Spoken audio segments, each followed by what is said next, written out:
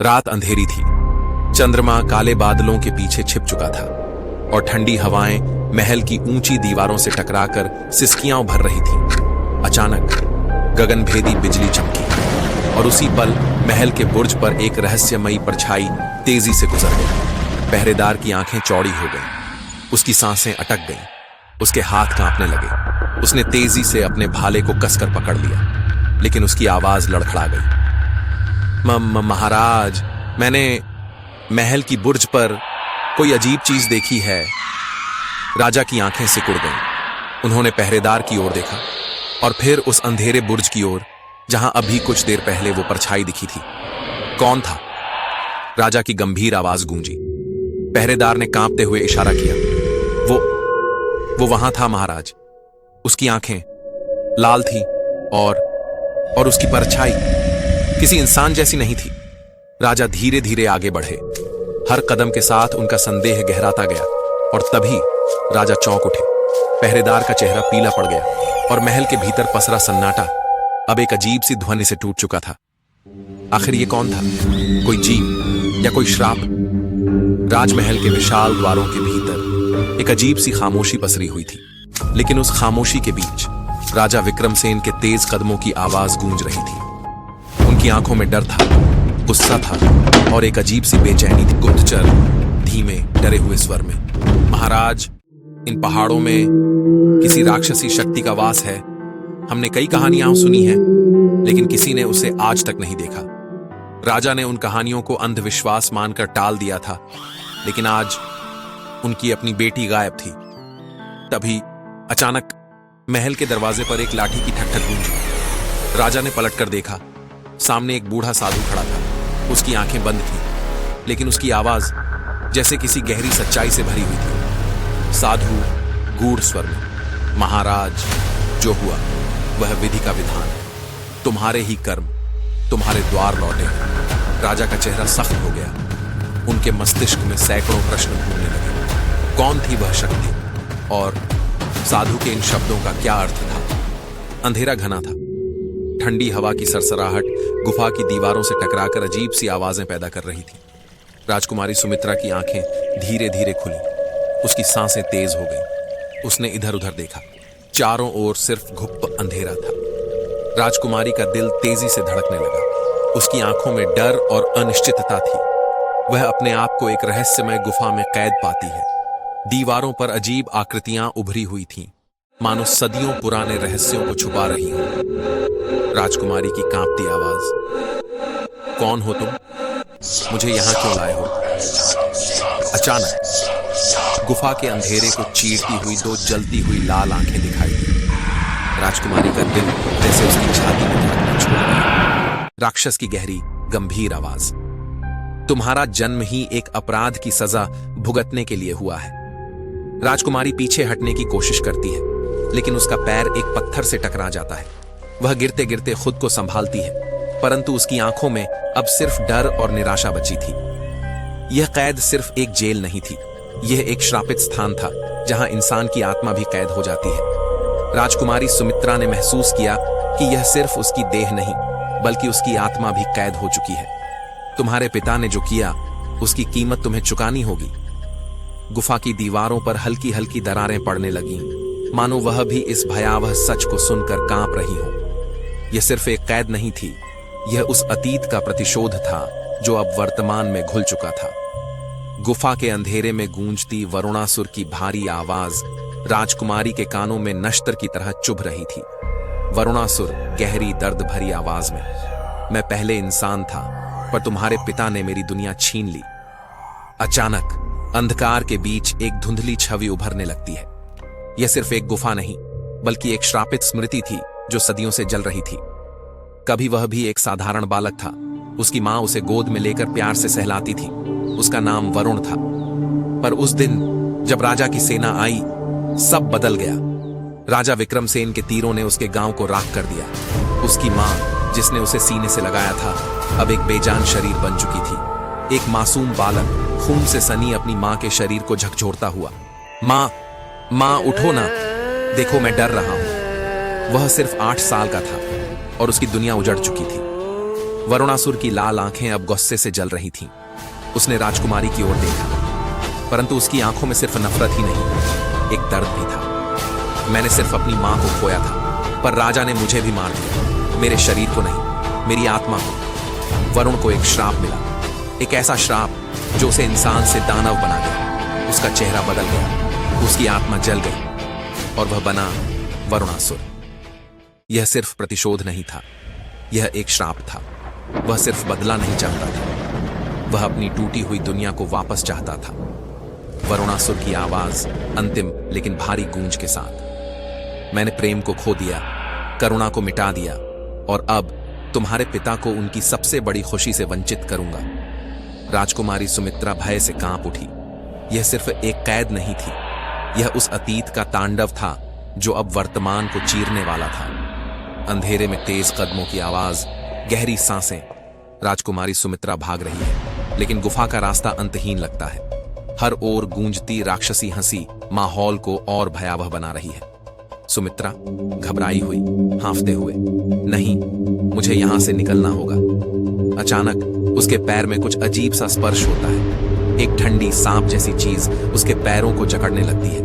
वह चीख उठती है। सुमित्रा सिहरते हुए, आह, ये क्या? गुफा की दीवारों पर अजीब आकृतियां उभरने लगती हैं, जैसे वे जीवित हों। सुमित्रा लड़खड़ाती है, पीछे हटती है, लेकिन तभी एक अदृश्य शक्ति उसे पीछे खींचने लगती है। सुमित्रा डर से कांपती हुई, कोई है, मुझे जाने दो। अचानक हवा में एक गूंजती आवाज उभरती है, गहरी, रहस्यमयी और ठंडी। सिर्फ एक कैद नहीं राजकुमारी, यह तुम्हारी नियति है। राजकुमारी की आंखों में डर ठहर जाता है, उसकी सांसें तेज हो जाती हैं। गुफा के भीतर हल्की रोशनी टिमटिमा रही है। जलती हुई मशालों की लौ छायाओं को बड़ा और डरावना बना रही है। एक कोने में राजकुमारी सुमित्रा चुपचाप बैठी है, उसके चेहरे पर थकान और घबराहट के मिले जुले भाव हैं। तभी भारी कदमों की आहट गूंजती है। वरुणासुर उसके सामने आता है, उसके हाथ में भोजन का थाल है। वह बिना कुछ कहे थाल को जमीन पर रख देता है। वरुणासुर गहरी, कठोर आवाज में, खाओ, भूखी रहोगी तो मर जाओगी। सुमित्रा की आंखों में भय और अविश्वास झलकता है। वह थाल की तरफ देखती है, लेकिन हाथ नहीं बढ़ाती। वरुणासुर उसे घूरता है, उसकी आंखों में गुस्से और कड़वाहट की लपटें जल रही हैं। सुमित्रा डर और हिचकिचाहट के साथ, तुम मुझे मार क्यों नहीं देते? अगर तुम मुझसे इतनी नफरत करते हो तो मुझे कैद में रखने का क्या मतलब? वरुणासुर कुछ पल चुप रहता है, जैसे खुद से ही सवाल पूछ रहा हो। फिर वह धीरे से आगे बढ़ता है, उसकी आंखों में एक अजीब सी पीड़ा झलकती है। वरुणासुर धीमे मगर भारी स्वर में, मैं तुम्हें इसलिए नहीं मारता क्योंकि तुम बेगुनाह हो, लेकिन तुम्हारे खून में वही व्यक्ति बहता है जिससे मैं नफरत करता हूं। सुमित्रा की आंखें चौड़ी हो जाती हैं। यह सिर्फ एक क्रूर राक्षस नहीं, इसके भीतर कुछ और भी है, कुछ जो शायद खुद इससे भी छिपा हुआ है। वरुणासुर पलटकर जाने लगता है, लेकिन एक पल को ठहरता है। वह बिना मुड़े ठंडी आवाज में कहता है, वरुणासुर, खाओ, तुम्हें जिंदा रहना होगा। सुमित्रा थाल की तरफ देखती है, उसके भीतर एक अजीब सा सवाल उठता है, क्या यह केवल एक राक्षस है या कोई टूटा हुआ योद्धा जिसने सब कुछ खो दिया है? वह धीरे धीरे थाल की तरफ हाथ बढ़ाती है। अंधेरी गुफा के भीतर घुटन भरी शांति छाई हुई है। मशालों की बुझती लौ हिलोरें मार रही हैं। सुमित्रा को इस कैद की आदत सी हो रही थी, लेकिन उसकी आंखों में अभी भी आजादी की एक चमक बची थी। तभी हवा में एक अजीब सी सिहरन दौड़ती है, जैसे कोई छाया गुफा में प्रवेश कर रही हो।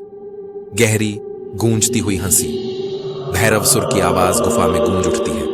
भैरवसुर क्रूर स्वर में, वरुणासुर, तुम क्या सच में इस लड़की के लिए इतना पिघल गए हो? भूल गए कि यह उसी राजा की बेटी है जिसने तुम्हारी मां को मारा था? सुमित्रा घबराकर पीछे हटती है, उसकी आंखों में भय साफ झलक रहा है। भैरवसुर की लाल आंखें उसे घूर रही हैं, जैसे किसी भूखे जानवर ने शिकार देख लिया हो। वह धीरे धीरे उसकी ओर बढ़ता है। सुमित्रा कांपते हुए, कौन हो तुम? भैरवसुर हंसते हुए, मृत्यु का संदेशवाहक। भैरवसुर अचानक झपटता है, लेकिन तभी बिजली की तरह वरुणासुर उसके सामने आकर खड़ा हो जाता है। उसकी आंखों में एक अलग ही ज्वाला जल रही है, गुस्सा, दर्द और कुछ और भी जिसे वह खुद भी नहीं समझ पा रहा था। वरुणासुर गंभीर और कठोर स्वर में, पीछे हटो भैरव, वह मेरी कैदी है, उसे छूने की जुर्रत मत करना। भैरवसुर ठहाका लगाता है। भैरवसुर व्यंग्य से, कैदी या कुछ और? कहीं यह लड़की तुम्हारी कमजोरी तो नहीं बन रही वरुण? वरुणासुर की मुट्ठियां भींच जाती हैं। वह कुछ कहता नहीं, बस अपनी जगह अडिग खड़ा रहता है। भैरवसुर और आगे बढ़ता है। सुमित्रा सहमी हुई दीवार से सटी खड़ी है। तभी बिना कोई चेतावनी दिए भैरवसुर उस पर हमला करता है।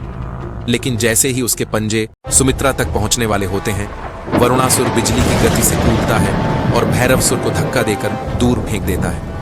पत्थरों की दीवार से टकराने की आवाज गूंजती है। भैरवसुर हैरान रह जाता है। सुमित्रा भी अवाक खड़ी है। वरुणासुर ने उसकी रक्षा की थी। भैरवसुर गुस्से में, तुम पागल हो गए हो वरुणासुर? तुम उसके लिए मुझसे लड़ोगे? वरुणासुर, तुम मेरी दुश्मन की बेटी हो, फिर भी मैं तुम्हें मरते नहीं देख सकता। सुमित्रा की आंखें चौड़ी हो जाती हैं। यह वही वरुणासुर था जो कुछ दिन पहले उसे मार देना चाहता था। अब वही उसकी रक्षा के लिए खड़ा था। क्यों? भैरवसुर गुर्राता है, लेकिन वह समझ चुका था कि आज लड़ाई नहीं हो सकती। वह गुस्से से फुफकारता है और गुफा से बाहर चला जाता है। लेकिन जाते जाते उसकी आंखों में एक चेतावनी थी। यह केवल शुरुआत थी। गुफा में फिर सन्नाटा छा जाता है। सुमित्रा अभी भी स्तब्ध थी। वरुणासुर धीरे धीरे मुड़ता है, उसकी तरफ देखता है। उसकी आंखों में अब नफरत नहीं, बल्कि कुछ और था, कुछ अनकहा। सुमित्रा कुछ बोल नहीं पाती। पहली बार उसके मन में वरुणासुर के लिए घृणा के बजाय कृतज्ञता जागी थी। वरुणासुर, तुम्हें क्या लगता है सुमित्रा, मैं राक्षस बनना चाहता था? बचपन में जब मैंने देवताओं की स्तुति की तो उन्होंने मुझे श्राप दिया। जब मैंने इंसानों की मदद करनी चाही तो उन्होंने मुझे दानव कहकर पत्थर मारे। इस दुनिया ने मुझे कभी अपनाया ही नहीं, तो फिर मैं क्यों इस दुनिया को अपनाऊं? सुमित्रा सिर्फ डर से वरुणासुर को नहीं टोक रही, बल्कि वह उसके भीतर छिपे दर्द को महसूस कर रही है। सुमित्रा, वरुणा, तुम कहते हो कि दुनिया ने तुम्हें अपनाया नहीं, लेकिन क्या तुमने कभी इसे अपनाने की कोशिश की? जो दुनिया तुम्हें दानव मानती है, क्या तुमने उसे यह साबित करने का मौका दिया कि तुम सिर्फ दानव नहीं, एक इंसान भी हो सकते हो? वरुणासुर, मुझे अपने लिए कभी इंसान बनने का हक ही नहीं मिला सुमित्रा। जब मेरे पास शक्ति नहीं थी तो मुझे राक्षस कहा गया, और जब मैंने शक्ति पाली तो मुझे असुर बना दिया गया। वरुणासुर और सुमित्रा आमने सामने खड़े हैं। सुमित्रा धीमे लेकिन उलझे स्वर में, वरुण, अब क्या? वरुणासुर की आंखें गहरी हो जाती हैं। वह कुछ कहने के लिए होंठ खोलता है, लेकिन रुक जाता है। क्या वरुणासुर सुमित्रा को महल वापस छोड़ाएगा, या यह प्रेम एक नई राह मोड़ लेगा? क्या उनके बीच पनप रही यह भावना बस एक छलावा है, या कुछ और? क्या यह प्रेम की शुरुआत है, या हमेशा के लिए विदाई?